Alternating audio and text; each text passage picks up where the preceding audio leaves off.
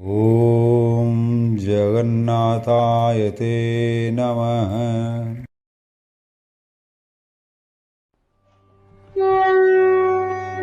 ॐ श्रीगुरुभ्यो नमः। हरिः ओम्। गीतासारम् इदं शास्त्रम् सर्वशास्त्रसुनिश्चितम् यत्र स्थितं ब्रह्मज्ञानं वेदशास्त्रसुनिश्चितम्।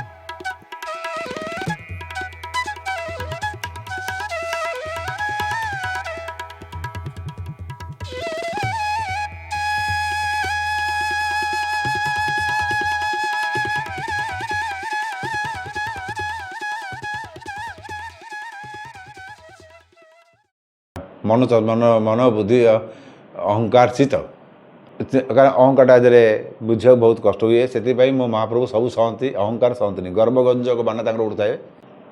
तापर आम आसवा पंच प्राण को ये मन चतुष्टय पंच प्राण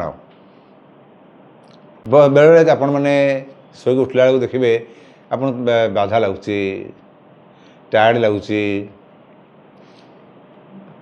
टेंशन रोचे पूर्वर किसी जिन मन पड़ जाऊँगी विरक्त लगुच ये सब कौट आस उठा आम प्राण वायु अच्छे तो आम प्राण कौचे ना तेणु प्राण गोटे स्रोत शक्ति जो मैंने निश्वास जाए प्रश्वास बाहर ऑक्सीजन आम नौ कार्बन डाइऑक्साइड छाड़ू यही जो श्वास नवा छाड़ा को आम कहू प्राणवायु मरीगले आम कौन कहू प्राणवायु तर उड़ीगला सत कहले प्राणवायु विषय जदि किए किसी गवेषणा करें आमर भारतीय ऋषि मुनि माने बहु हजार हजार वर्ष तलू ये विषय गवेषणा कर बहुत सुंदर व्याख्या कर विज्ञान केवल गोटे जगह पहुँची ऑर्गेनिक एनर्जी बोली कहीदेला विज्ञान। चाइना तो आम भारत साथ मिसिक अच्छी चाइना कह ची शक्ति ची मैंने गोटे पॉजिटिव एनर्जी मैं जीवन शक्ति जहाँ जीवन शक्ति कह जाए। भारत ऋषिमुनि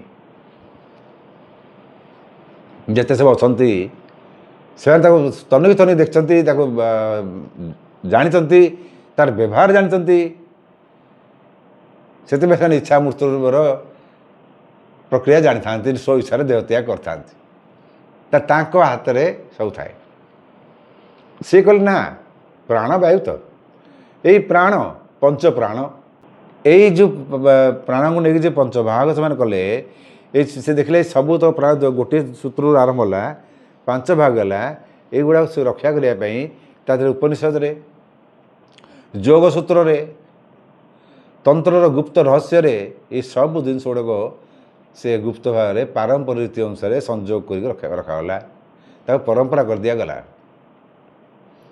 परंपरा सृष्टि होता है सुरक्षित हुए आ बढ़े दुर्व्यवहार हेनी जो प्राण शक्तिर जदि रहस्य आम बुझीजा पंचप्राण आम पंचप्राण तेल कौटा गुड़ा कहला प्रत्येक श्वास ପ୍ରତ୍ୟେକ ଭାବରେ ପ୍ରତ୍ୟେକ ଦିଗରେ ପ୍ରତି ମୁହୂର୍ତ୍ତରେ ଚାଲିଛି ଏ ବ୍ରହ୍ମାଣ୍ଡୀୟ ସୂତ୍ର, ଏ ଜୀବନୀ ଶକ୍ତି। ନହେଲେ କେହି ଚାଲିବେନି। ମୁଭ୍ ଯେଉଁ ଗତି କରିବା ଜିନିଷଟା, ସେ ଚାहे ସେ ପୃଥିବୀ ନିଜ ଚାରିପଟେ ବୁଲୁ, ସେ ସୂର୍ଯ୍ୟ ଚାରିପଟେ ବୁଲୁ, କରିବେ ନାହିଁ। ସମସ୍ତେ ଏଇ ଶକ୍ତି ପ୍ରବାହିତ ହେଉଛି, ଏଇ ପ୍ରାଣ ଶକ୍ତି, ଜୀବନ ଶକ୍ତି। ଏଇ ପ୍ରାଣଟାକୁ 5 ଭାଗ କରିଦେଲେ। ଦୁର୍ଭାଗ୍ୟ, ପ୍ରାୟ ଲୋକ ଏଇ ପ୍ରାଣବାୟୁ ବିଷୟରେ ମୁଁ ତ ଭାବୁଛି ବୋଧେ 90% ପାଖାପାଖି ଲୋକ କେଦୂରୁ ଜାଣିଥିବେ ନ ଜାଣିଥିବେ, ଆଉ ଯଦି ଜାଣିଥିବେ ଏ ବହି ପଢ଼ିକି ଜାଣିଥିବେ। ତାହେଲେ ତାଙ୍କ ବଞ୍ଚିବାଟା ଗୋଟେ ଚେତାଶୂନ୍ୟ ବଞ୍ଚିବା, ଜାଗ୍ରତ ବଞ୍ଚିବା ନୁହଁ, ଗୁଡ଼ାକେଶ ନୁହଁ। ଏଇ ହେଲା ଅର୍ଜୁନ ତା ପାର୍ଥକ୍ୟ। ତେଣୁ ପୁରୁଷର୍ଷବ ମହାପ୍ରଭୁ କହିଛନ୍ତି କାହାକୁ? ଅର୍ଜୁନକୁ। କାରଣ ସେ ଅର୍ଜୁନ ଜାଗ୍ରତରେ ବଞ୍ଚିଥାଏ, ଜାଗ୍ରତରେ ଚାଲିଥାଏ, ସଦା ଜାଗ୍ରତ। ତେଣୁ ସେ ଗୁଡ଼ାକେଶ। ଆମେ ସବୁ ସମସ୍ତେ ଖାଉଛେ, ଶୋଉଛେ, କାମ କରୁଛେ, ତାପରେ ଆମେ ବଂଶବୃଦ୍ଧି କରୁଛେ, ସମୟ ଆସିଲେ ମରିଯାଉଛେ। ଆମେ କହୁଛେ ଏହା ହିଁ ସତ୍ୟ। ଏଇଟା ସମସ୍ତ ପାଇଁ ନୁହଁ। ତାମାନେ ତୁମେ ନିର୍ଜୀବ ଅବସ୍ଥାରେ ସଜାଗରେ ତୁମେ ରହୁନାହ, ନିଦ୍ରା ତନ୍ଦ୍ରାରେ ତୁମେ ଗତି କରୁଛ। ଏଇ ହେଲା ତାମସିକ ପ୍ରବୃତ୍ତି। ତାମସିକ ପ୍ରବୃତ୍ତିର ଲକ୍ଷଣ ସବୁ ଏଇଥିବ ଅଛି। ଲୋକର ଲକ୍ଷଣ ଅନୁସାରେ ଖାଦ୍ୟ ବି ଚଏସ୍ ଆସେ। ସମ୍ପର୍କ ବନ୍ଧୁ ମାନେ ଯେଉଁ କହନ୍ତି ବନ୍ଧୁ ସମ୍ପର୍କ, ସଖା ବନ୍ଧୁ ସାଙ୍ଗସାଥି, ସେମାନେ ସେଇ ଅନୁସାରେ ଆସିବେ। ଏଇ ଜୀବଶକ୍ତି ଚଳିବା ପାଇଁ 5ଟା ଅଲଗା ଅଲଗା ଅତ୍ୟନ୍ତ ପରିଷ୍କାର ଭାବରେ ଗୁପ୍ତ ଶକ୍ତି ସବୁ ରହିଛି। 5ଟା ଅଲଗା ଅଲଗା ଶକ୍ତି, ଗୋଟେ ଶକ୍ତି ନୁହଁ। ତାହେଲେ ଏଇ ଯେଉଁ ବ୍ରହ୍ମାଣ୍ଡୀୟ ଶକ୍ତି, ଯେଉଁ ଜୀବନୀ ଶକ୍ତି ଆମ ଭିତରେ ଆସୁଛି, ସେ 5 ପ୍ରକାର ହେଲା କେମିତିଆ? ପ୍ରଥମେ ଆମେ ଦେଖିବା ପ୍ରାଣ ଶକ୍ତି। ପ୍ରାଣ ଶକ୍ତି କ'ଣ? ଶ୍ୱାସ ନେଉଛେ, ଶ୍ୱାସ ଛାଡ଼ୁଛେ। ଏଇ ଶ୍ୱାସ ନେଲେ ହୃଦୟକୁ ନେଲେ, ଲଙ୍ଗସକୁ ଆସିଲା, ଫୁସଫୁସକୁ ଆସିଲା, କୁଡ଼ା ଅଛି ଫୁସଫୁସ୍, ନାଭି ପର୍ଯ୍ୟନ୍ତ ଆସୁଛି। ଏଇ ଶ୍ୱାସର ଗତି ନାଭି ପର୍ଯ୍ୟନ୍ତ ହୁଏ। ନାଭିର କଥା ମୁଁ ଯଦି ସମ୍ଭବ ହେଲା ପଛରେ ବୁଝେଇବି। ନାଭି ହେଲା କେନ୍ଦ୍ରବିନ୍ଦୁ। ପୁଣି ଛାଡ଼ୁଛେ। ତେଣୁ ଏଇ ଯେଉଁ ରିପ୍ସ ଗୁଡ଼ାକ ସୁରକ୍ଷା ଦେଉଛି ଆମର କଙ୍କାଳ, ସୁରକ୍ଷା ଦେଉଛି ଆମର ଫୁସଫୁସକୁ। ନହେଲେ ଏଇ ଫୁସଫୁସ୍ ଫାଟିଯିବ ନା, ନରମ ଜିନିଷଟା ଟିକେ ଖାଲି ଛୋଟିଆ କଡ଼ା କରିଦେଲେ ଫାଟୁ, ଜୀବନ ପଳିବ। ତେଣୁ ଏଇ ପ୍ରାଣବାୟୁ ଗଲା ନାଭି ପର୍ଯ୍ୟନ୍ତ, ଆମେ ଛାଡ଼ୁଛେ। ସେ କ'ଣ କରୁଛି ଆମକୁ? ତୈତ୍ତରୀୟ ବ୍ରାହ୍ମଣରେ ପ୍ରାଣକୁ ମଧ୍ୟ ବି ବ୍ରହ୍ମ କୁହାଯାଇଛି। ପ୍ରାଣ ବ୍ରହ୍ମ, ମାନେ ପ୍ରାଣ ହେଉଛି ବ୍ରହ୍ମ, ପ୍ରାଣ ହିଁ ସତ୍ୟ। ପ୍ରଥମ ପ୍ରାଣବାୟୁ ଦେଖ, ଶ୍ୱାସ ନେଲାବେଳେ ଆମେ ଭିତରକୁ ଯାଉଛେ, ସେତେବେଳେ ନାଭି ପଣ୍ଡରୁ ଯାଉଛି ଏବଂ ପୁଣି ଫେରି ଆସୁଛି, ଯାହାକୁ ଆମେ କହୁ ପ୍ରାଣବାୟୁ। ଏହା ହେଲା ଜୀବନୀ ଶକ୍ତି। ହୃଦୟକୁ ସ୍ପନ୍ଦିତ କରିଥାଏ, ଶ୍ୱାସକୁ ନିୟନ୍ତ୍ରଣ କରିଥାଏ ଏବଂ ବାହାର ଜଗତ ସାଙ୍ଗେ ଯୋଡ଼ିଥାଏ। ବାହାର ଜଗତର ସହିତ ଆମକୁ ଯୋଡ଼େ, କାରଣ ବାହାର ଆମେ ପବନଟା ନେଉନା। ତେଣୁ ବାହାର ଜଗତ ସାଙ୍ଗେ ବାସ୍ତବ ଯୋଡ଼ି ହେବା। ବାହାର ଦୂଷିତ ପବନ ନେବା, ଆମର ଶ୍ୱାସ ରୋଗ ବାହାରିବ। ବାହାର ଶୁଦ୍ଧ ପବନ ନେବା, ଅମ୍ଳଜାନ ନେବା, ସ୍ୱାସ୍ଥ୍ୟ ହୃଷ୍ଟପୃଷ୍ଟ ରହିବ, ସୁସ୍ଥ ରହିବା। ତେଣୁ ପ୍ରାଣବାୟୁର କାମ ହେଲା ପ୍ରତ୍ୟେକ ବଡ଼ିର ଶରୀରର ପ୍ରତ୍ୟେକ ଅଙ୍ଗ ପ୍ରତ୍ୟଙ୍ଗକୁ ସେ ପ୍ରାଣ ମାନେ ଜୀବନ ଶକ୍ତିରେ ସଞ୍ଚାଳନ କରିବ। ଜୀବାତ୍ମା, ଯାହାକୁ ମୁଁ କହିଥିଲି ଆଗରୁ, এই ଜୀବାତ୍ମାର ସଞ୍ଚାର ପ୍ରତ୍ୟେକ ଶରୀର ଅଙ୍ଗ ପ୍ରତ୍ୟଙ୍ଗରେ ରହିଥାଏ। ପ୍ରାଣଶକ୍ତି ଯଦି ବିଶୃଙ୍ଖଳ ଆପଣ ଜାଣିଯିବେ, ଆମେ କେମିତି ଜାଣିବା ଯେ ପ୍ରାଣଶକ୍ତି ଠିକ୍ ଅଛି ନା ନାହିଁ? ଯଦି ପ୍ରାଣଶକ୍ତି ଠିକ୍ ନ ରହିବ, ଆମକୁ ଭାରିବା ଲାଗିବ, ଶ୍ୱାସ ନେଲା ବେଳେ କଷ୍ଟ ହେବ, ତାହେଲେ ପ୍ରାଣଶକ୍ତି ଆମର ଠିକ୍ ନାହିଁ। ଆଉ ଚିଚିଡ଼ି ଲାଗିବ, ବିରକ୍ତ ଲାଗିବ, ମନ ସ୍ଥିର ରହିବନି। ଏସବୁଗୁଡ଼ାକ ପ୍ରାଣଶକ୍ତିର କାରଣ। ତେଣୁ ପ୍ରାଣଶକ୍ତି ଯଦି ସନ୍ତୁଳିତ ହୋଇଯାଏ ଶରୀର ହାଲକା ଲାଗେ, ପୁରା ମସ୍ତ ଲାଗେ, ମାନେ ସେମିତି ଫ୍ରେଶ୍ ହେଇଛି ମାଇଣ୍ଡ, ମନ ପୁରା ମାନେ ପୁରା ହାଲକା। ତେଣୁ ପ୍ରାଣଶକ୍ତିକୁ ସନ୍ତୁଳିତ କରିବାର ପ୍ରୋସେସ୍ ଅଛି। ଏସବୁ ଗୁଡ଼ାକ ଫାଷ୍ଟ ମୁଁ କହିଦେଉଛି ସମ୍ୟକ, ତାପରେ ଅଳ୍ପ ଅଳ୍ପ କହିଦେଉଛି, ତାପରେ ଆମେ ତାକୁ ସନ୍ତୁଳିତ କରିବା ପାଇଁ ମୁଁ କହିଦେବି। ଆମର ଜଗନ୍ନାଥ କ୍ରିୟାରେ ଯେଉଁଗୁଡ଼ାକ ଶିଖଉଛି, ଯେଉଁ ନାଡ଼ି ଶୁଦ୍ଧି ପ୍ରୋସେସ୍ଟା, ସେଇଟା ହେଉଛି ଏଇ ପଞ୍ଚପ୍ରାଣ। ଏଇ ଯେ ପଞ୍ଚପ୍ରାଣ, ପ୍ରାଣ, ଅପାନ, ବ୍ୟାନ, ଉଦାନ, ସମାନ, ଏଇ ପାଞ୍ଚଟା ଯାକୁ ସନ୍ତୁଳିତ କରିବା କଥା। 72,000 ନାଡ଼ି ପାଦରୁ ମୁଣ୍ଡ ପର୍ଯ୍ୟନ୍ତ ସବୁଗୁଡ଼ାକ ସେ ଶୁଦ୍ଧ କରିଦିଏ, ଶୁଦ୍ଧ ବାଲାନ୍ସ କରିଦିଏ। ତେଣୁ ଇଏ ହେଲା ପ୍ରାଣବାୟୁ। ଦ୍ୱିତୀୟ ପ୍ରାଣବାୟୁ ହେଉଛି ଅପାନ ବାୟୁ। ସେ ନାଭିରୁ ମୂଳାଧାରକୁ ବାଡ଼ିକି ଯାଏ, ଶରୀରର ଅନାବଶ୍ୟକ ଜିନିଷକୁ ସେ ବାହାର କରିଦିଏ। ଅପାନ ବାୟୁ ମଳଦ୍ୱାର ବାଟେ ଯାଏ, ଯାହାକୁ ଆମେ କହୁ ଯେ ପାଡ଼। ତେଣୁ ଏ ହେଲା ଅପାନ ବାୟୁ। ଅପାନ ବାୟୁ ଏହା ବଡ଼ ବଡ଼ ରହସ୍ୟାତ୍ମକ ବାୟୁ। ସିଏ ଯଦି ସେ ଉପରକୁ ଉଠିଗଲା ନା, ତାହେଲେ ବଡ଼ ଚମତ୍କାର ହେଇଯିବ। ଏଇ ଅପାନ ପ୍ରାଣର ସଂଯୋଗ ଯଦି ନାଭିସ୍ଥଳରେ କରିକି ସମବାୟୁକୁ ଭିଡ଼େ ଉପରକୁ, ସେତେବେଳେ ମଣିଷର ଶରୀର ତ୍ୟାଗ କରେ। ଅପାନ ବାୟୁର କାମ ହେଲା ଶରୀରର ଅନାବଶ୍ୟକ ଜିନିଷକୁ ଠେଲିକିରି ବାହାରକୁ କାଢ଼ିଦେବ, ଶରୀର ପୁଣି ପରିଷ୍କାର କରିଦେବ। ଆମ ଶରୀର ଭିତରେ ସବୁ ଅଛି। ଭଗବାନ ବିଚିତ୍ର ସୃଷ୍ଟି ଆମ ଶରୀର, କାରଣ ଆମର ନୁହେଁ, ପଶୁପକ୍ଷୀ ସମସ୍ତଙ୍କର। ଏପରି ବୃକ୍ଷଲତାମାନଙ୍କର ବି ଅନାବଶ୍ୟକ ଡାଳକୁ କାଢ଼ିଦେବ, ଅନାବଶ୍ୟକ ପତ୍ରକୁ ଶୁଖେଇକି ଫିଙ୍ଗିଦେବ, ପୁଣି ନୂତନ ପତ୍ର ଆସିବ, ସମସ୍ତଙ୍କର। ତେଣୁ ଅପାନ ବାୟୁ ଯଦି ଦୂଷିତ ହୋଇଯାଏ, ଆମେ କ୍ଳାନ୍ତ ହୋଇପଡ଼ୁ, ଏକଲାପନ ଅନୁଭବ କରୁ, ନିଃସଙ୍ଗତା ଅନୁଭବ କରୁ, ଭିତରେ କ୍ରୋଧ ବି ଆସେ, ଦୁଃଖ ଆସେ, ଗ୍ଲାନି ଆସେ। ଏଇ ଅପାନ ବାୟୁର ଅସନ୍ତୁଳ ଅବସ୍ଥା। ଯଦି ଅପାନ ବାୟୁ ଠିକ୍ ସନ୍ତୁଳିତ ରହେ, କେବେ ଏଟାକୁ ଆସିବ ନାହିଁ। ତେଣୁ 22 ବର୍ଷ ଯଦି ଆପଣ ଯଦି ଶାନ୍ତ ରହିଲେ, ଅପାନ ବାୟୁ ମଧ୍ୟ ଶାନ୍ତ ହେଇଯିବ, ଭଲ ହେଇଯିବ। ଏଇ ହେଲା ଜୀବନ ଶକ୍ତି ବି ଆମେ ତାକୁ କହିବା। କାହିଁକି ମନେକର ଯେ ଆମ ଶରୀର ଗୋଟେ ମାଠିଆ ଭଳିଆ ହେଇଛି, ଘଟ ଉପରେ ପାଣି ପଶୁଛି, ତଳେ ଗୋଟେ କଣା ହେଇଛି। ଉପରେ ପାଣି ପଶିଲା, ତଳେ ବାହାରିଗଲା, ତାହେଲେ ଜୀବନଶକ୍ତି ରହିବ କି? ଷ୍ଟୋର୍ ହେଇକିରି ରହିବନି। ସେମିତି ଯଦି ଅପାନ ବାୟୁ ଢିଲା ହେଇଯାଏ, ମାନେ ସେଇଟା ଖୋଲିଯାଏ, ବୟସ ସେଇଠି ମଣିଷର ବାର୍ଦ୍ଧକ୍ୟ ଆସିଯାଏ, ସେଇଠି ମଣିଷର ରୁଗ୍ଣତା ଆସିଯାଏ, ସେଇଠି ମଣିଷ ସବୁ ଶୀତଳତା ପଳେଇ ଆସେ।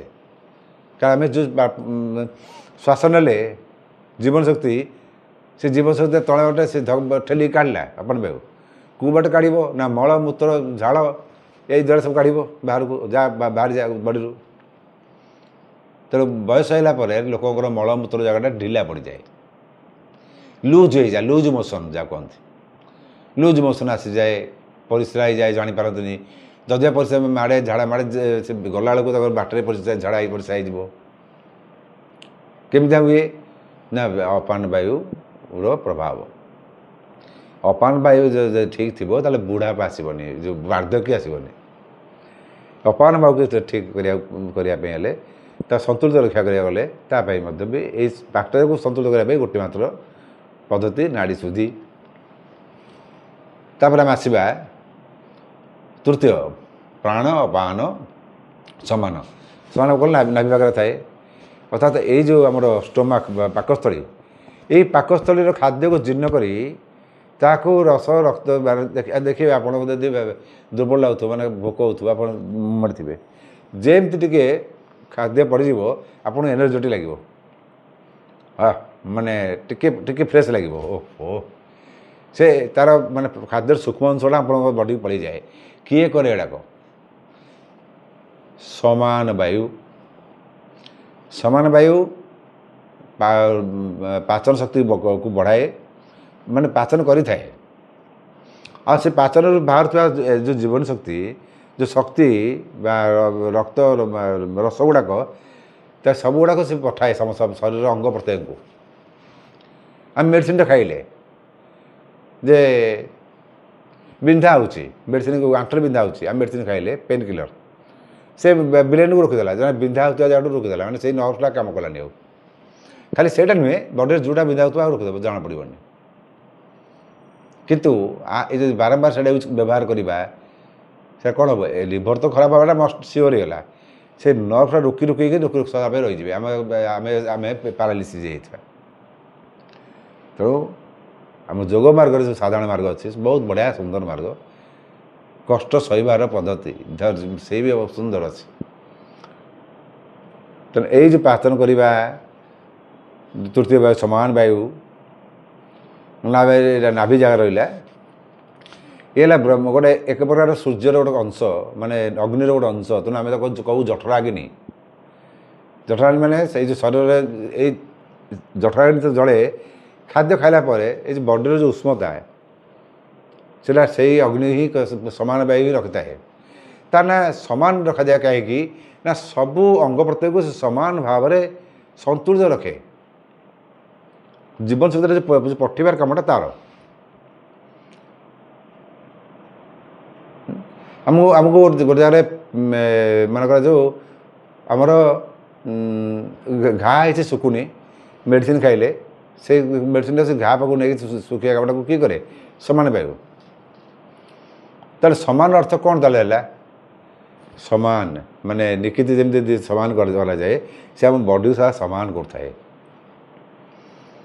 ଏଇ ସମାନ ଭାବରେ ଯଦି ବିଶୃଙ୍ଖଳା ହେଇଗଲା ନା କେତେବେଳେ ଭୋକ ଲାଗିବନି କେତେବେଳେ ଜୋର ବାରମ୍ବାର ଭୋକ ହେବ ଏଇ ସମାନ ଭାବରେ ବିଶୃଙ୍ଖଳା ହିଁ ଲୋକଙ୍କୁ ଯେଉଁ ଡାଇବେଟିସ୍ରେ ବାହାରେ ଆଜିକାଲି ମଧୁମେହ ସମାନ ବାୟୁରେ ବିଶୃଙ୍ଖଳତା ତ ସମାନ ବାୟୁ ଯେତେବେଳେ ସନ୍ତୁଳିତ ହେଇଯିବ ତେଣୁ ବଡ଼ିର ଉଷ୍ମତା ରହିବ ଖାଦ୍ୟ ଜୀର୍ଣ୍ଣ ହେବ ଖାଦ୍ୟ କେବେ ଫୁଡ଼୍ ପଏଜନ୍ ଆଜିକାଲି ବହୁତ ହେଇଯାଉଛି ଫୁଡ଼୍ ପଏଜନ୍ର ପ୍ରଶ୍ନ ନାହିଁ ତେଣୁ ବଡ଼ିର ଉଷ୍ମତା ମଧ୍ୟ ଯଦି ଅଧିକା ହେଇଯିବ ଲୋକକୁ ଜ୍ୱର ଅଧିକା ହେଇଗଲେ ମୁଣ୍ଡକୁ ଉଠିଗଲା ମାନେ ଲୋକର ପାଗଳାମି ବାହାରିବ ସେ ଜାଣିପାରିବନି କ'ଣ ହେଉଛି ଏସବୁର କାର୍ଯ୍ୟ କରେ ସମାନ ବାୟୁ ତା ପର ବାୟୁକୁ ଆସିବା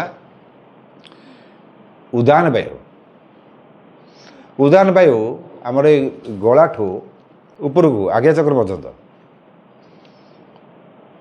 ଏଇଠୁ ତ କମର ହେଉଛି ବାଗ୍ଦେବୀଙ୍କର ସ୍ଥାନ ଆପଣମାନଙ୍କୁ ଯେଉଁମାନଙ୍କୁ ମୁଁ ଜଗନ୍ନାଥ କ୍ରିୟା ଦୀକ୍ଷା ଦେଇଛି ସେତେବେଳେ ବାଗ୍ଦେବୀ ପୂଜା କରିଛି ସେତେବେଳେ ଆପଣମାନେ ବି ତାକୁ ପୂଜା ପୁଷ୍ପାଞ୍ଜଳି ଦିଅନ୍ତି ମୁଁ ସମସ୍ତେ ଗୋଟେ କଥା କହେ ଏଇଟା ବହୁତ ଭୟଙ୍କର ଜାଗା ଏଇଠୁ ଏଇ ଜାଗାରେ ମୁଁ ସ୍ୱର ଜ୍ଞାନ ଶିଖେଇବି ଆଉ ଏଇଟା ତ ଏଇ ପ୍ରଜ୍ଞା ଏଇ ହେଲା ପ୍ରଜ୍ଞା ଏଇଠୁ ତକ ସରସ୍ୱତୀଙ୍କର ଜାଗା ବାଣୀ ଗୋଟେ ସୁନ୍ଦର ବକ୍ତା ଜଣେ ହେଉଛି ଯାହାର କଥାରେ ଲୋକ ମୋହିତ ହେଇଯାଉଛନ୍ତି ତାର କଥା ତାର ଭଏସଟା ସେ ମାନେ ଗଦବଳ ବି ହେଇଥାଉ କିନ୍ତୁ ତା କଥାରେ ଲୋକ ମୋହିତ ହେଉଛନ୍ତି ଯେମିତି ବି ହେଉ ତା ଭଏସର ଗୋଟେ ଓଜନ ନଥାଏ ତା କଥାର ଗୋଟେ ମାଧୁର୍ଯ୍ୟ ଥାଏ ତା କଥାରେ ଲୋକ ପଳେଇ ଆସନ୍ତି ତା କଥା ଲୋକ ମାନନ୍ତି ଏଇସବୁ କାରଣ ହେଉଛି ଉଦାହରଣ ବାୟୁର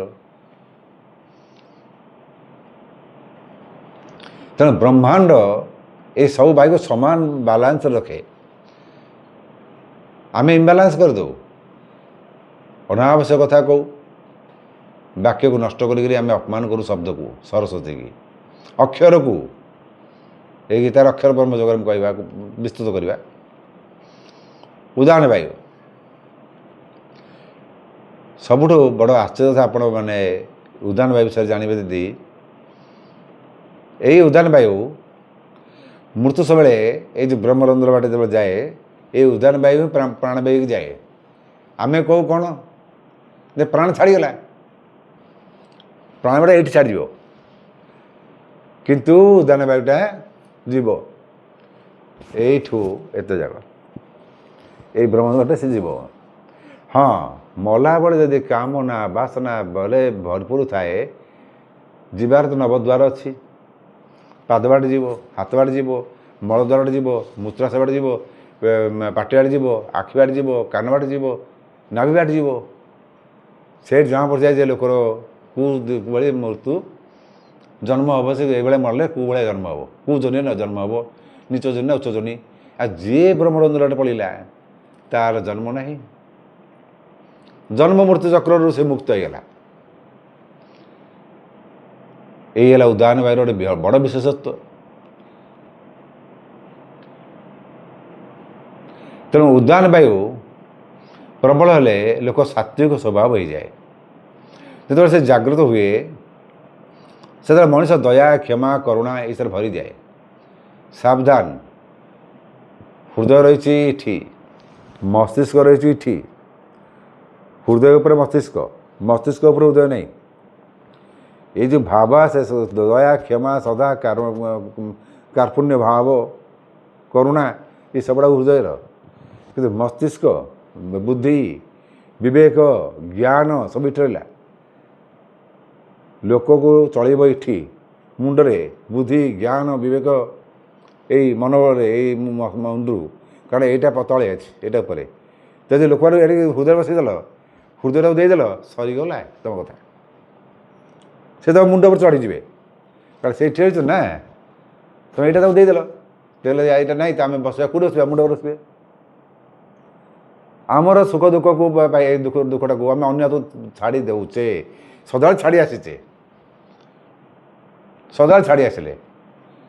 ମୋତେ କିଏ କ'ଣ କହିଲା, ମୋତେ କିଏ କ'ଣ କଲା, ମୋ ପାଇଁ ମୋତେ କେତେ କଷ୍ଟ ଦେଲା, ମୋର ଅତୀତ କେତେ ଦୁଃଖରେ ଗଲା, ମୋ ଭବିଷ୍ୟତ କ'ଣ ହେବ କିଏ ଜାଣୁଛି, ମୋର ଭବିଷ୍ୟତ ନଷ୍ଟ ହେଇଗଲା, ଭବିଷ୍ୟତ ମାନେ ନଷ୍ଟ ନ ହଉଣୁ ନଷ୍ଟ ହେଇଗଲା, ମୋର କୂଳ ବୁଡ଼ିଗଲା, ମୋର ସବୁ ହେଇଗଲା। ଏଇସବୁ ଜିନିଷ, ଏଇସବୁ ଉଦାହରଣ ବାୟୁ। ଉଦାହରଣ ବାୟୁଟାକୁ ଟିକେ କଣ୍ଟ୍ରୋଲ କର। ଏଇ ନିଜର ଭିତର ସୁଖ ଚାବିଟାକୁ କାହାକୁ ଦିଅ ନାହିଁ। ଭୁଲରେ କାହା ପରେ କିଏ କ'ଣ କହିଲା କରୁ କହୁ, ମୁଁ ମୋ ଲକ୍ଷ୍ୟ ସ୍ଥଳରେ ପହଞ୍ଚିବି। ମୋ କାନକୁ ଶୁଣାଯାଉନି, ସେଥିପାଇଁ ମୋ ପ୍ରଭୁଙ୍କ କାନ ହିଁ ନାହିଁ, ମହାପ୍ରଭୁଙ୍କର ଜଗନ୍ନାଥ କାନ ହିଁ ନାହିଁ। ତୁ କ'ଣ କହୁଛୁ କହିଯା, ମୁଁ ମୋ ଲକ୍ଷ୍ୟ କଥା କରିବି। ମୁଁ ଦେଖିବି ମୋର ଭକ୍ତ, ତାକୁ ଯାହା ଦେବା କଥା ଦେଇଦେବି, ବାସ୍। ଦେଖିବି ମୋ ଦର୍ଶନ କରି ଅଛି, ଦେଖ କଳା ମୁହଁ ଦେ, ମୋର ଇচ্ছে ଭାତ ଜଣେ ଏମିତି ଅଛି, କଳା ମୁହଁ ଦେଖ, ପଳା ଯା ଭାଗ। ଏଇ ହେଲା ପ୍ରଭୁଙ୍କର ଦର୍ଶନ। ତେଣୁ ବାଣୀର ସଂଯମତା ରକ୍ଷା କଲେ ଏ ଯେଉଁ ଉଦାହରଣ ବାୟୁଟା ଶକ୍ତିଶାଳୀ ହେଇଥାଏ। ଯେତେ ତମେ ବାଣୀର ସଂଯମତା ରକ୍ଷା କରିବ, ଯେତେ କମ୍ କଥା କହିବ, ଅଳ୍ପ ଶବ୍ଦରେ ବେଶୀ ଭାବ ବ୍ୟକ୍ତ କରିବ, ଯେକୌଣସି ଶବ୍ଦକୁ ବୁଝି ବିଚାରି ଚିନ୍ତା କରିକରି ଯଦି ଆବଶ୍ୟକ ଥିବ କହିବ। ଆମେ ବହୁତ ସମୟ କ'ଣ କରୁ, ନିଜକୁ ଜ୍ଞାନୀ ଦେଖିବା ପାଇଁ, ନିଜକୁ ଭଲ ଦେଖିବା ପାଇଁ ଜଣେ ପଚାରିବା ପୂର୍ବରୁ ଆମେ କହିଦେବୁ, ଆରେ ଏଇଟା ମୁଁ ପରା ଏଇଆ ଜାଣିଛି, ଆ ପରେ ଏଇଆ ହେବ, ଏଇଟା ଆମେ କହିଦେବୁ। କିନ୍ତୁ ନାଇଁ, କିଛି ଦରକାର ନାହିଁ, ପଚାରନ୍ତୁ ତ କାହିଁକି କହିବ? ତା ଦ୍ୱାରା ତୁମକୁ କେହି ବୁଝିପାରିନି ତ ନ ବୁଝନ୍ତୁ, ତୁମେ ନିଜେ ନିଜକୁ ତ ବୁଝିଛ ତ, ବାସ୍ ଛାଡ଼ିଦିଅ। ଉପରେ ପଟେ ରହିଲା କିଛି କୁହ ନାହିଁ। ବାଣୀର ସଂଯମତା ଦ୍ୱାରା ଉଦାହରଣ ବାୟୁ ତୁମ ସଂଯମ ହାତ ମୁଠାରେ ରହିବ, କଣ୍ଟ୍ରୋଲ ରହିବ, ବାଲାନ୍ସ ରହିବ। ତେଣୁ ବିବେକାନନ୍ଦଙ୍କର ବାଣୀରେ କଣ୍ଟ୍ରୋଲତା ଥିଲା, ଯାହାଫଳରେ ଯେଉଁ ବାଣୀ ସେ କହୁଥିଲେ, ସେ ବାଣୀରେ ଲୋକ ଭିଡ଼ିକି ଆସୁଥିଲେ। ଏଇ ବାଣୀ, ଏଇ ଉଦାହରଣ ବାୟୁ ଖାଲି ବାଣୀର କଣ୍ଟ୍ରୋଲତା ନେଇ ଆଖିରେ ବି ତେଜ ଆଣିଥାଏ। ଯେଉଁଟାକି ରମଣ ମହର୍ଷି କଥା କୁହନ୍ତୁନି, ମୌନ, ସେ ଆଖିରେ ତୁମ ପ୍ରତି ପ୍ରଶ୍ନର ଉତ୍ତର ଦେଇଥିବେ। ଚମତ୍କାର ସେ ବାଣୀ। ଖାଲି ରମଣ ମହର୍ଷି କାହିଁକି, ଏମିତି ବହୁତ ଲୋକ ବି ଅଛନ୍ତି ଯାହାର ଆଭାସରେ ମଧ୍ୟ ବି ତୁମେ ଯାହା ଦେଖିଲେ ତୁମେ ଶାନ୍ତ ଲାଗେ, ଯାହା କଥା ଶୁଣିଲେ ତୁମ ଭିତରେ ଧୈର୍ଯ୍ୟ ଆସେ। ଏସବୁ ହେଲା ଉଦାହରଣ ବାୟୁର କାମ। ଏବେ ବର୍ତ୍ତମାନ ଆସିବା ସେ ପଞ୍ଚମ ପ୍ରାଣ ଜ୍ଞାନ ବାୟୁ।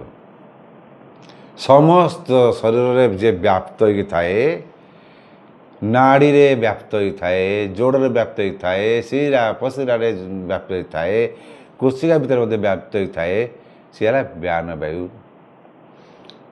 ଆମେ କହିବା ଯେ ପବନ ତ ଗଲା, ଏଠି ତ ଲଙ୍ଗସ୍ ରହିଲା, ଏଠି କିନ୍ତୁ ପବନ ରୋକିଯାଉଛି, ଏଠି କିନ୍ତୁ ପବନ ରୋକିଯାଉଛି, ଏଠି କିନ୍ତୁ ପବନ ରୋକିଯାଉଛି, ବେକ ଫୁଟୁଛି। ଏ ଆଉ ସେ ବାରି ଦୋକାନ ଗଲେ ସେ ଏଇଟା ଧରି ଫୁଟାନ୍ତି କୁଡ଼ୁ କୁଡ଼ୁ, ଏଠି ଫୁଟୁଛି। ଆରେ ସେ ସବୁ ପବନଟା ସବୁଆଡ଼େ ଥାଏ, ସବୁଆଡ଼େ ଯାଏ। ଏଇ ହେଲା ଜ୍ଞାନ ବାୟୁ। ଜ୍ଞାନ ବାୟୁ କ'ଣ କରେ ନା, ସମସ୍ତେ ସବୁଆଡ଼େ ବ୍ୟାପ୍ତ ହୋଇକି ଥାଏ, ନାଡ଼ି କୋଶିକା ସବୁଥିରେ। ଏଇ ଜ୍ଞାନ ବାୟୁ ପୂର୍ଣ୍ଣ ଜାଗରଣ ହେଇଗଲେ ଶରୀରର ସମସ୍ତ ଜିନିଷ ବାହାରୁ ଚାଲି ଆସେ। ଏତେ ଯଦି ଅଧିକା ବିକଶିତ ହେଇଯିବ ନା, ଯାହା କହୁଛୁ ତେଜ। ବହୁତ ଲୋକ ଆମର ଯୋଗରେ କେତେବେଳେ ଜିନିଷ ଶିଖାଯାଏ, ଆମେ ତେଜଟାକୁ ନ ଦେଖି ମଧ୍ୟ ବି ସ୍କୁଇଜ୍ କରି ରଖିଲେ ମଧ୍ୟ ଭିତରେ ସଂକୁଚିତ କରି ରଖିଲେ ମଧ୍ୟ ବି ତାର ପ୍ରହାର ମଧ୍ୟ ଆମ ପାଖରେ ଥିବା ଲୋକମାନେ କିଛି କିଛି ଆକର୍ଷିତ ହୁଅନ୍ତି ଆଉ ଶାନ୍ତି ଅନୁଭବ କରନ୍ତି। ତୁମ ଭିତରେ ଶାନ୍ତ ଭାବ ଥିବ, ସେମାନେ ଶାନ୍ତି ଅନୁଭବ କରନ୍ତି। ଏଇ ଜ୍ଞାନବାୟୁ ବିଷୟରେ ମୋର ଏରା ସବୁବେଳେ ପ୍ରାକ୍ଟିକାଲ ଜ୍ଞାନ, ଏହାକୁ ଥିଓରିଟିକାଲ ଜ୍ଞାନ ଏରା ହେବନି। ମଝି ସମୟରେ ମୁଁ ବହୁତ ଅସ୍ତବ୍ୟସ୍ତ ଟିକେ ହେଲି, ବହୁତ ବ୍ୟସ୍ତ ବିବ୍ରତ ଭିତରେ ଥିଲି। କିନ୍ତୁ ମୋ ପାଖକୁ ଲୋକ ଯେଉଁ ଆସନ୍ତି କହନ୍ତି, ଆଜ୍ଞା ଆପଣଙ୍କ ଘରେ ବସିଲେ ଆମକୁ ଶାନ୍ତି ମିଳୁଛି। ମୁଁ କି କଥା, ମୁଁ ତ ନିଜେ ଭିତରେ ଅଶାନ୍ତି, ତୁମକୁ ଶାନ୍ତି ପାଇଲ କେମିତି? ନା ସେଇଟା ତ ଆମେ କହିପାରିବୁ ନା, ଆମକୁ ଲାଗୁଛି ଆମେ ପୁରା ଚିନ୍ତା ଆମର ହଜିଯାଉଛି, ଆମକୁ ଆନନ୍ଦ ଲାଗୁଛି। ମୁଁ ଭାବିଲି ଜଣେ ସିନା ମିଛ କହିବ, 10 ଜଣ ମିଛ କହିବ, 100 ଜଣ ମିଛ କହିବ, ତାହେଲେ ସମସ୍ତେ ଗୋଟିଏ କଥା ଯେ ଆପଣଙ୍କ ବସିଲେ ଆମକୁ ଶାନ୍ତି ମିଳୁଛି। କିନ୍ତୁ ମୁଁ ତ ନିଜେ ଚିଡ଼ଚିଡ଼ ହେଉଛି, ମୋ ପାଇଁ ବସିଲେ ତୁମେ ଶାନ୍ତି ପାଉଛ କେମିତିଆ? ତ ମୁଁ ନିଜେ ଝାଙ୍କିଲି ରାତିରେ, ମୁଁ ତ ରାତିରେ ହିଁ କରେ। ମୁଁ କ'ଣ ଭିତରେ ଅଛି, ମୁଁ ଦେଖୁଛି ଯେ ମୋ ଭିତରେ ଯେଉଁ ଚିଡ଼ା ବିରକ୍ତି ଯାହା ଅଛି ସେ ଏଇଠୁ ଆସୁଛି, ଏଇଠୁ ପଳାଉଛି, ସେ ଭିତରକୁ ଯାଇପାରୁନି। ମୁଁ ଆରେ ଏସବୁ ପୂର୍ବାଭ୍ୟାସ ଯୋଗୁଁ ଯଦି ମସ୍ତିଷ୍କକୁ ଆସିଲା, ମସ୍ତିଷ୍କ ରଖିକି ତାକୁ ରିଜେକ୍ଟ କରିଦେଉଛି। ମାନେ ଏଇଟା ପ୍ରୋଟେକ୍ସନ୍, ମାନେ ସ୍ପ୍ରିଙ୍ଗ ଭଳିଆ ତାକୁ ଠେଲି ଦେଉଛି ଯାହା ପଳା ବାହାରକୁ, ସେ ଭିତରକୁ ଯାଉନି। ଅଭ୍ୟାସ ଯୋଗାଭ୍ୟାସ କେବେ ବିଫଳ ଯାଏନି, ମନେ ରଖିଥାଅ। ଯଦି ଯୋଗ ଭ୍ରଷ୍ଟ ବି ତୁମେ ହେଇଯାଅ, ଏଇ ଗୀତାରେ ବି ଭଗବାନ କହିଛନ୍ତି, ତାହେଲେ ତ ଆର ଜନ୍ମ ମଧ୍ୟ ବି ଉଚ୍ଚ କୂଳେ ଯାହା ହେବ। ଯୋଗ କେବେ ବି ନଷ୍ଟ ହେବ ନାହିଁ। ଯଦି ତୁମେ ମାସେ ପାଇଁ ଅଭ୍ୟାସ କରିଥାଅ, ତା ଫଳ ଅଛି, ଉଚ୍ଚ ଫଳ, କର୍ମଫଳର 100 ଗୁଣା ଫଳ ଯୋଗର। ତେଣୁ ଏତେ ଚତୁଃପାର୍ଶ୍ୱକୁ ସେ ବିସ୍ତୃତ ହେଇଯାଏ, ଯାହାଫଳରେ କି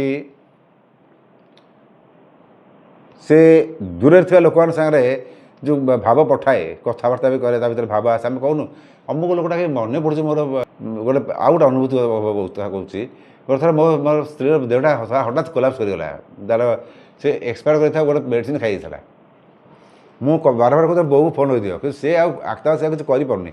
ମୁଁ ପାଦ ଯେତେ ଯାହା କଲେ ମଧ୍ୟ ସେ ଆଉ ମାନେ ସେ ଥଣ୍ଡାଟା ତଳକୁ ହେଇ ଆସୁଛି। ଆଉ ତାଙ୍କ ବୋଉ ଖାଇ ବସିଥିଲେ, ତାଙ୍କ ବୋଉ କେହି ଫୋନ୍ କରିନାହାନ୍ତି। ସେ ତାଙ୍କ ପେଟରୁ ଏଇଲା ନାଭିର ସ୍ଥାନ ଦେଖନ୍ତୁ। ଯଦି ଆମ ଭିତରେ ହଠାତ୍ କୌଣସି ଦୁଃଖ ସୁଖ ମାନେ କୌଣସି ଗୋଟେ ନକାରାତ୍ମକ ଜିନିଷ ଆସିବ, ନାହିଁ ପେଟଟା ମୋଡ଼ି ଲାଗିବ। ପ୍ରତି ଲୋକର ଯଦି କିଏ ଡରିଗଲା, ନାଇଁ ପେଟଟା ପେଟରେ ଲାଗିବ। ତେଣୁ ତାଙ୍କ ମାଆ ଖାଇପାରିଲେନି। ସେ ଖାଇବା କଥା ପାଖରେ ତ ସେଟା ନା, ସେ ଦୌଡ଼ି ଆସିଲାଣି। ଝିଅର ଅବସ୍ଥା ଏଇଆ। ମୁଁ ସବୁ ଥଣ୍ଡା ହେଇଗଲାଣି, ତା ତଳପରେ ତାକୁ ନେଇକି ଗଲୁ। ସେ ନୀଳାଚଳ ଶିବମକୁ ଦାମ କଲା, ନାଇଁ ଇଏ ହେବନି, ତାକୁ ଏଠି ନେଇଛ। ଆମର ତ ଚିହ୍ନା ଡକ୍ଟର ଥିଲା। ତା 16ଟା ସାଲାଇନ୍ ଦିଆହେଲା। 16ଟା ସାଲାଇନ୍ ପରେ ସେ ଆସିଲା, ନହେଲେ ପୁରା ଯାଇଥିଲା, ଡାଇରିଆ ହେଇଗଲା। ତାକୁ ନେଉନଥିଲା, କହିଲା କଲରା ସ୍ଟୋର ନେଇଯାଅ। ମୁଁ ନାଇଁ। ତା ମାଆ ସେ କହିଲେ, ନାଇଁ ଆମେ ସଦାବେଳେ ତୁମ ଟ୍ରିଟମେଣ୍ଟ କରୁଛୁ, ତୁମେ ଚିହ୍ନା ଡକ୍ଟର, ପୁଣି କଲରା ସ୍ଟୋର ଛାଡ଼ି ଆମକୁ ଇନଫେକ୍ସନ୍ ହେବ। ଯାହା ବି ହଉ ସେ ହେଲା, କିନ୍ତୁ ଭଲ ହେଲା। କିନ୍ତୁ ସେଇ ଯେଉଁ ଏଇଟା କାରଣ କ'ଣ? ମା ତ ରହିଲା ତା ଘରେ, ଇଏ ତ ରହିଲା ଏଠି ମୋ ପାଖରେ। ଏଇ ହେଲା ଜ୍ଞାନ ବାୟୁର କାମ। ତେଣୁ ଦୂରରେ ଥାଇ ଯେଉଁ ଗୁରୁ ତା ଶିଷ୍ୟ ରୋଗ ଭଲ କରିଦେଉଛି, ତାର କାରଣ ହେଉଛି ଏଇ ଜ୍ଞାନ ବାୟୁ ବଳରେ। ଏଇ ଜ୍ଞାନ ବାୟୁର ବିସ୍ତୃତ ସାରା ବ୍ରହ୍ମାଣ୍ଡକୁ ମଧ୍ୟ ଆଚ୍ଛାଦିତ କରିପାରିବ, ଯଦି ତୁମ ଯୋଗ ସିଦ୍ଧ ହେଇଥିବ। ଆଗରେ ଯେଉଁ ଡିଷ୍ଟାନ୍ସ ହିଲିଂ ମୁଁ କରୁଥିଲି, ଏବେ ତ କରୁନି, ବନ୍ଦ କରିଦେଇ, ପୁରା ବନ୍ଦ କରିଦେଇଛି।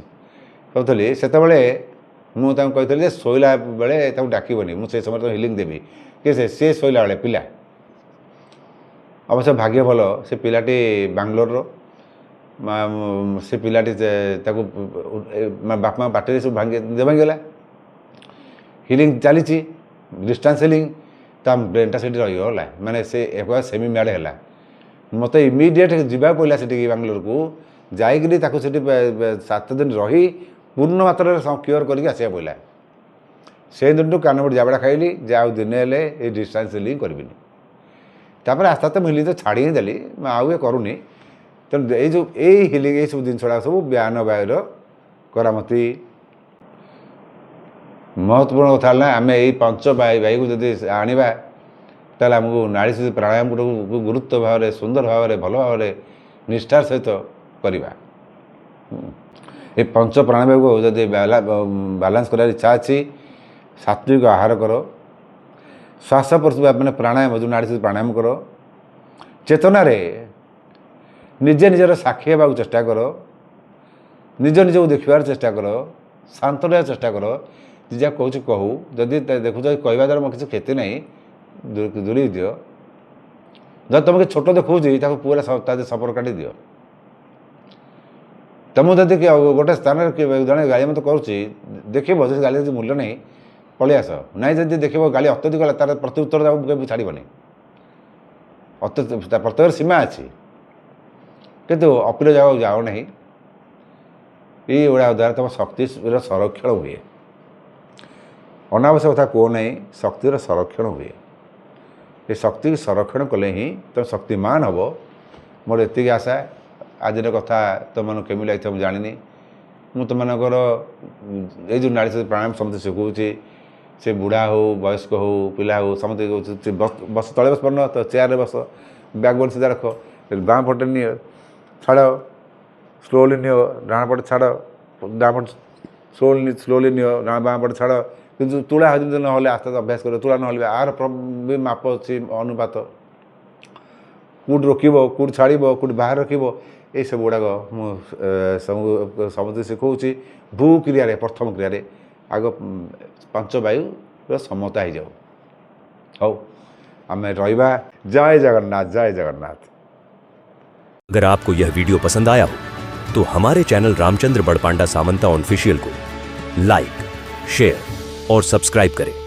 नए वीडियो की अपडेट पाने के लिए बेल आइकन को दबाना न भूलें। जय जगन्नाथ।